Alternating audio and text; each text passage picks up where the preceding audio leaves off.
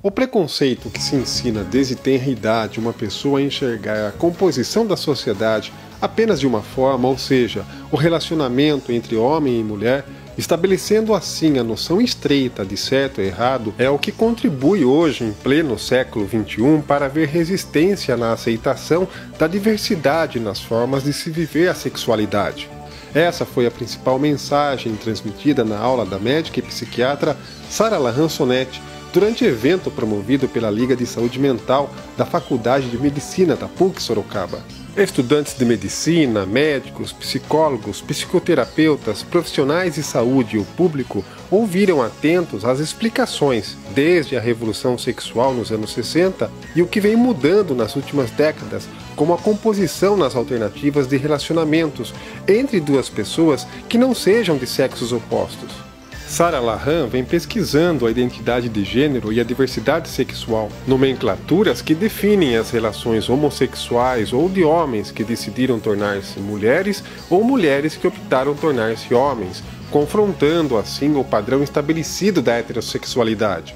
Ela também acompanhou casos do Ambulatório de Transtorno de Identidade de Gênero e Orientação Sexual do Hospital das Clínicas de São Paulo, um dos maiores da América Latina no tratamento de pacientes à base de terapia e hormônios para quem decide mudar de sexo.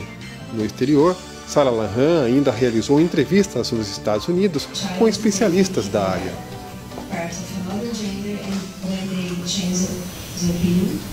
When you work with children, yes, this is common. Most of them do not persist in that gender variance. In fact, the name has been given to this as desistance. A médica ainda lembrou de um dos primeiros casos norte-americanos, como a história de Jesse, um menino que se assumiu menina.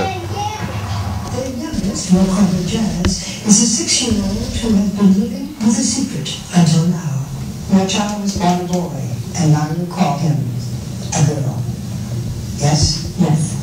Jazz is transgender and one of the youngest documented cases of an early transition from male to female. Cada item dessa discussão, o que é a orientação sexual, o que é o sexo biológico, o que é a identidade de gênero.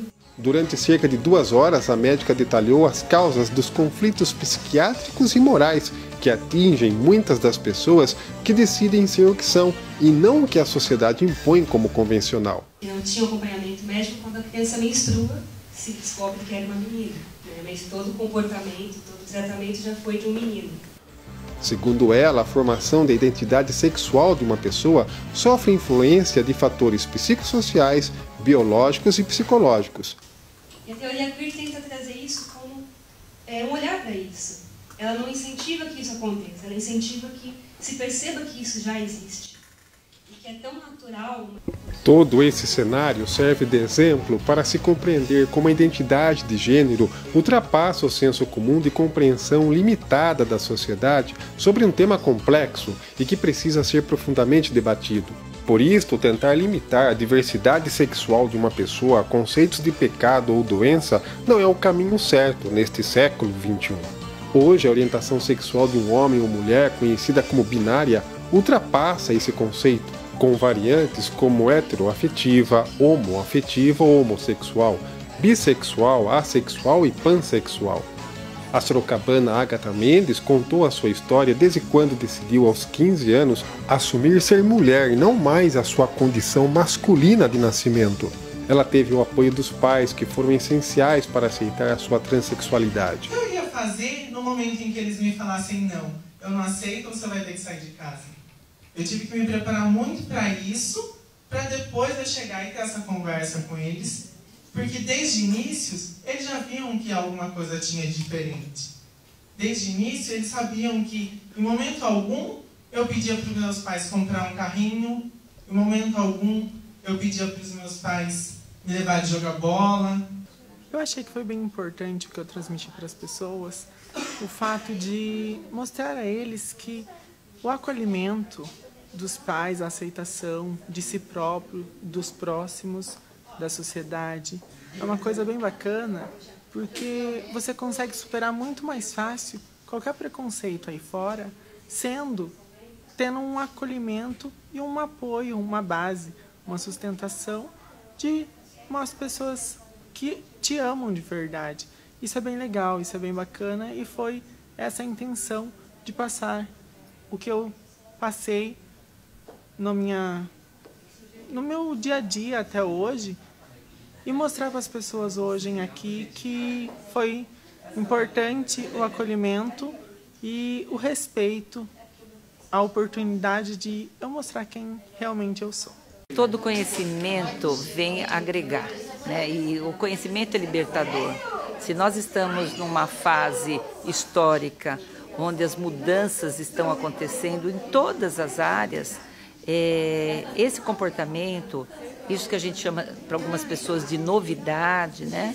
É alguma coisa assim que precisa ser elucidada, que precisa vir à tona, porque, como foi dito muitas vezes durante a palestra, a questão do preconceito é muito limitador, é uma prisão o preconceito e promove desajustes dos relacionamentos. Então, quanto mais conhecimento, quanto mais abertura de mente nós podemos desenvolver através do conhecimento, é muito bem-vindo do ponto de vista psicológico. Eu achei essa palestra incrível, porque eu acho que na sociedade a mentalidade das pessoas ainda é que gênero é 8 ou 80, e eu sempre achei que não. E então eu acho que isso serve para quebrar preconceitos, mas infelizmente eu acho que as pessoas que têm a cabeça mais fechada não estão lá dentro. Eu também gostei, eu achei legal. Eu gostei dessa parte da explicação sobre a identidade estar sempre sendo binária e como algumas pessoas não seguem esse padrão binário. E acho que é bom todo mundo conhecer mais sobre isso, até para entender o outro melhor e ter mais empatia com o outro, que é muito importante para o médico. Porque ela define que a concepção que a gente tem na medicina de homem e mulher não sempre se aplica. Para mim, num campo prático, é quando você vai conversar com a pessoa.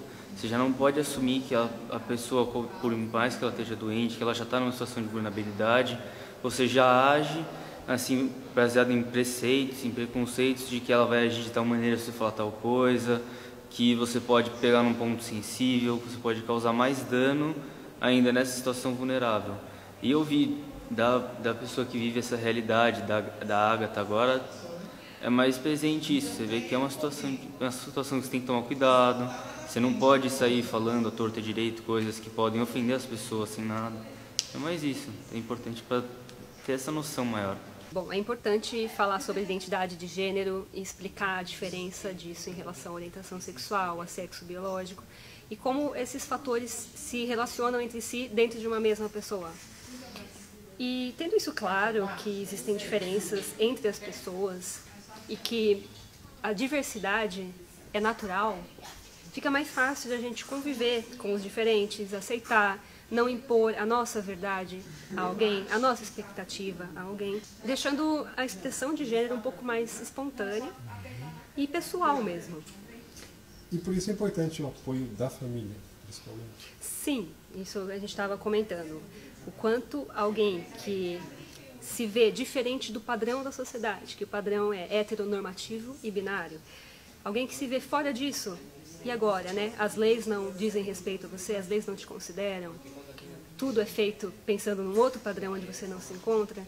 O que fazer, né? Primeiro, a autoaceitação é muito importante. Segundo, a aceitação da família é muito importante, porque a aceitação da família é a ponte para a sua aceitação social. É um apoio para você conseguir lidar com essa sociedade que ainda não está considerando natural a existência de pessoas diferentes do padrão.